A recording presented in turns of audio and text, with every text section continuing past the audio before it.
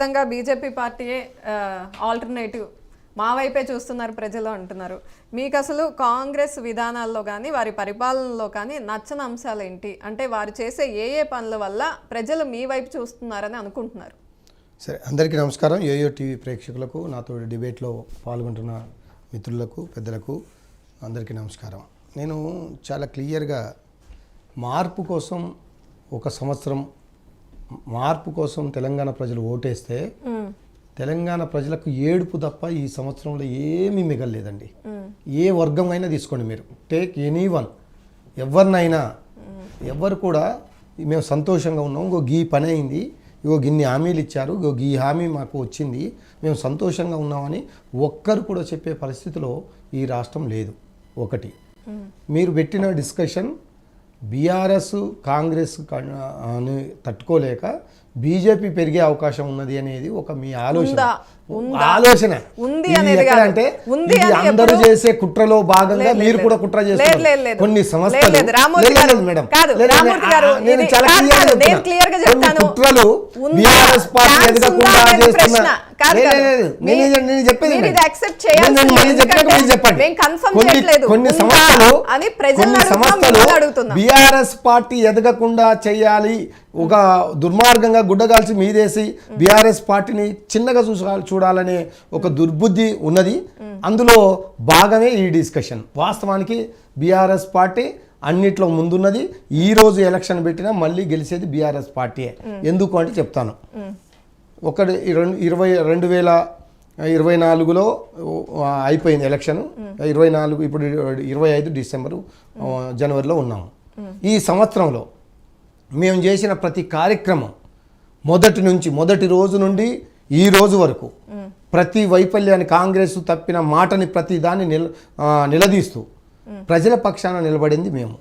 ఈరోజు మా తెలంగాణ భవన్ ఒక జనతా గ్యారేజ్ లాగా ప్రజలందరూ వచ్చి సమస్యలు మాకు చెప్పుకుంటున్నారు. అంటే అర్థమైంది, మేమైతేనే ప్రజల పక్షాన నిలబడతాం, బీఆర్ఎస్ పార్టీ అయితేనే ప్రజల పక్షాన ఉంటుంది, వాళ్ళు మాత్రమే ఆదుకునేటోళ్ళని ఎందుకు మా దగ్గరికి వస్తున్నారు? మరి బీజేపీ దగ్గరికి ఎందుకు పోవడం లేదు? ఎందుకు ఈ రోజు కూడా వందలాది మంది బీఆర్ఎస్ పార్టీ తెలంగాణ భవన్లో వచ్చి వాళ్ళ యొక్క సమస్యలు చెప్పుకుంటున్నారు? అంటే అదే నిదర్శనం, అదే ప్రజలు విశ్వసిస్తున్నారు. ఇది ఒక బీఆర్ఎస్ పార్టీ మాత్రమే మా కోసం పోరాడుతుంది, మా కోసం కష్టపడుతుంది. కాబట్టి నేను ఒక్కటే అడుగుతున్నాను, బండి సంజయ్ గారు రేవంత్ రెడ్డికి సహాయ మంత్రిగా పనిచేస్తున్నాడు తప్ప తెలంగాణకో భారతదేశానికో కేంద్ర సహాయ మంత్రిగా పనిచేయడం లేదు. చాలా క్లియర్గా చెప్తున్నాను. మేము చేసే ప్రతి కార్యక్రమాన్ని బీజేపీ అడ్డుకుంటూ వస్తున్నదే తప్ప వాళ్ళిద్దరూ చీకటి దోస్తులండి. చాలా క్లియర్గా అర్థమైంది. ప్రతి విషయంలో వాళ్ళిద్దరు చీకటి దోస్తులే. ఒక సినిమా యాక్టర్ అరెస్ట్ విషయంలో కూడా ఫస్ట్ వచ్చి స్పందించింది, ఖండించింది ఆయనే కదా. ఎట్లా మీరు సహాయ మంత్రి అని అంటారు?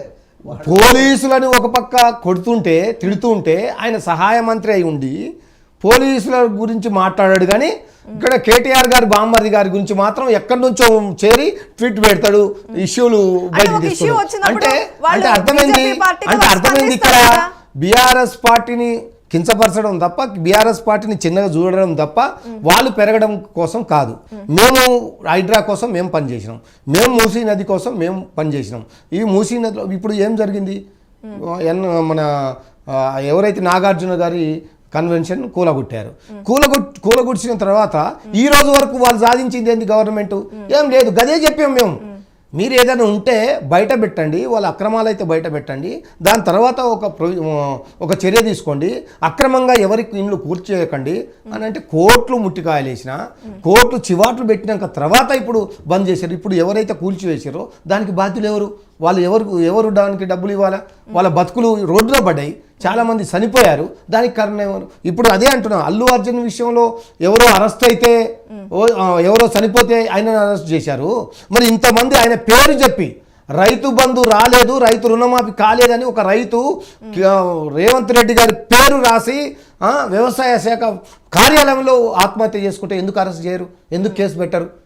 మరి ఇక్కడ మాత్రము ఎవరో చనిపోయిందని ఒక సినిమా హీరోని ఎందుకు అరెస్ట్ చేస్తారు? అంటే ఇవన్నీ డైవర్షన్ పాలిటిక్స్. మీరు ఇచ్చిన హామీలు నెరవేర్చుకోలేక మీరు ఇచ్చినవి చెప్పుకోలేక చేయలేక ప్రజల్ని ఇబ్బంది పెడుతూ ప్రజల్ని మోసం చేస్తూ నడుస్తున్నది కాబట్టే మేము నిలబడ్డాము.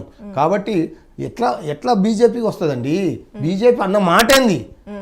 తల్లిని చంపి పిల్లని బతికిచ్చారని స్వయాన ప్రధానమంత్రి అంటే తెలంగాణ ఆత్మగౌరవం ఘోషిస్తుంటే 10 సంవత్సరాల నుంచి నడిసే తెలంగాణను కాళ్ళలో కట్టెలు పెట్టి నడవకుండా అభివృద్ధి కాకుండా అడ్డుకుంటున్న కేంద్ర ప్రభుత్వాన్ని ఈరోజు అడ్డుకునేది only BRS party. Congress party నాయకుడు అక్కడ పోయి దండం పెట్టొస్తాడు. చోటాబాయ్ బడేబాయ్ ఇద్దరు దోస్తులే, ఇద్దరు చీకటి దొంగలే. కానీ వీళ్ళిద్దరు కలిసి ఇక్కడ బీఆర్ఎస్ పార్టీని లేకుండా చేయాలనే ఒక కుట్ర. కానీ ప్రజలు చాలా విఘ్నులు. ప్రజలకు అర్థమైంది మా రాష్ట్రంలో ఈ తెలంగాణలో మమ్మల్ని ఆదుకునేటోళ్ళు ఒకే ఒక్క పార్టీ, అది బీఆర్ఎస్ పార్టీ అని నిర్ణయానికి వచ్చారు. ఇప్పుడు ఈ ఒక్క సంవత్సరంలో వాళ్ళకు దమ్ముంటే మేము ఈ రోజు నుండి ఈ రోజు వరకు ఒక సంవత్సరంలో గిన్ని చేశాము, ఒక డిక్లరేషన్ ఇవ్వమనండి. దేవుళ్ళ మీద ఒట్టేయడం కాదు, ప్రజలకు నుండి ఊకే అప్లికేషన్లు అడగడం కాదు. మీరు మొన్ననే ప్రజాపాలన పేరు మీద అన్ని అప్లికేషన్ తీసుకున్నారు. తర్వాత సకల జనుల సర్వే అని మొన్న జరిగింది, బీసీ కులగణన అని. మళ్ళీ ఇప్పుడు అప్లికేషన్లు అంటున్నారు. ఎందుకు అంటే ఒక్కొక్కరిని కట్ చేసి రైతు బంధు అనే దాన్ని మొత్తం సమాధి చేయడం కోసం, దాని మీద చిలాపలకలుగా చేసి దాన్ని ఆగం చేయడం కోసం ఒక కుట్ర. దీనికి బీజేపీ సపోర్టు. ఆయన ఏం తానా అంటే వీళ్ళు తందానన్నాడు. ఒక భజన పరులుగా బీజేపీ పనిచేస్తుంది తప్ప బీఆర్ఎస్ పార్టీ చేసినట్టు ప్రజలకు ప్రత్యామ్నాయంగా ప్రజల కోసం ఏమి బీజేపీ ఇంతవరకు ఒక్క పని కూడా చేయలేదు, చెయ్యదు కూడా. ఎందుకంటే వాళ్ళిద్దరూ చీకటి దోస్తులు. కాబట్టి నేను చాలా క్లియర్గా చెప్తున్నాను, ఈరోజు చెప్తున్నాను, చర్చకు సిద్ధమా? బీఆర్ఎస్ పార్టీ కాంగ్రెస్ చేస్తున్న వైఫల్యాలను అడిగిందా? బీజేపీ అడిగిందా? మీరు సపరేట్ చర్చ పెట్టండి. 1 ఇయర్లో బీజేపీ ఏం చేసింది, బీఆర్ఎస్ పార్టీ ఏం చేసింది, ఎవరిని అరెస్ట్ చేశారు? ఒక్కనైనా బీజేపీ నాయకుడిని ఒక్కనైనా బీజేపీ పార్టీ నాయకుడిని అరెస్ట్ చేసిందా ఈ రోజు వరకు? మా నాయకుల్ని అరెస్ట్ చేశారు, మా నాయకుల మీద కేసు పెడుతున్నారు. అంటే అర్థమైంది, అడ్డుకునేది మేము. వాళ్ళు చేసిన దుర్మార్గ ప్రజా వ్యతిరేక నిర్ణయాలు మేము అడ్డుకుంటున్నాం. కాబట్టి ఇప్పటికైనా వాళ్ళని చాలా క్లియర్గా వాళ్ళకు విజ్ఞప్తి చేసి చెప్తున్నాం. డిమాండ్ కూడా కాదు, 1 ఇయర్ అయిపోయింది కాబట్టి. మా సార్ వస్తున్నాడు, ఇక వస్తే వీళ్ళ బతుకులన్నీ ఇంకా బయటపడిపోతాయి.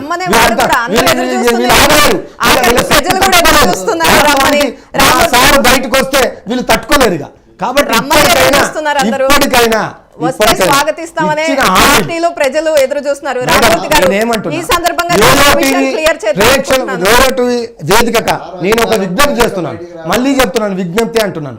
నేను ముఖ్యమంత్రి మాట్లాడిన మాటలు లేకపోతే ఇంకెవరో మాట్లాడిన మాటలు, మా మిత్రుడు ఉన్నాడు కాబట్టి కాంగ్రెస్ మిత్రుడు, ఆయనకు కూడా తెలుసు. నేను ఒకటే అడుగుతున్నాను, మీరు ఇచ్చిన హామీలను ఎందుకు నెరవేర్చకుండా కాలయాపన చేస్తున్నారు? ఎందుకు అబద్ధాల పునాదుల మీద ఈ సంవత్సరం వరకు దాటేసుకుంటూ వచ్చారు? మీరు అన్నది ఏ ఒక్కటి ఉచిత బస్సు తప్ప అంతా తుస్సే అన్న హరీష్ రావు గారి వ్యాఖ్యలు ఒక్కటైనా ఏదైనా నెరవేర్చారా? మీరు అడిగిన ప్రశ్నలకు ఆయన సమాధానం చెప్తారు. రామూర్తి గారు, మీకు ఇక్కడ ఒక విషయం క్లియర్ చేయాలనుకుంటున్నాను. మీరు ఒక అభిప్రాయాన్ని అపవాదుగా అపనిందగా మా మీద వేశారు.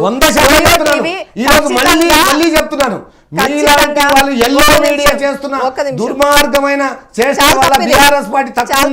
అనిపిస్తుందేమో కానీ గ్రేట్ ఇన్ తెలంగాణ. తెలంగాణలో తెలంగాణ కోసం ఎక్కువగా పనిచేసింది యోయో టీవీ ఎవరికి గొడుగులు పట్టదు, ఎవరి పంచన చేరదు. ఖచ్చితంగా ఈ రోజు చర్చ మాత్రం ఎవరికి సపోర్ట్ చేస్తూ పెట్టింది కాదు. సపోర్ట్ చేయాలి అనుకుంటే చర్చ పెట్టరు ఎవరు. ఖచ్చితంగా ప్రజల్లోకి వెళ్తూ వాళ్ళ అభిప్రాయ సేకరణ తీసుకుంటూ ముందుకెళ్తోంది యోయో టీవీ. చేస్తున్న కార్యక్రమాలు వ్యతిరేకత ఎవరికి కలిసి వస్తుంది, బీజేపీకా బీఆర్ఎస్ కా అనేది మన ఈ రోజు చర్చ.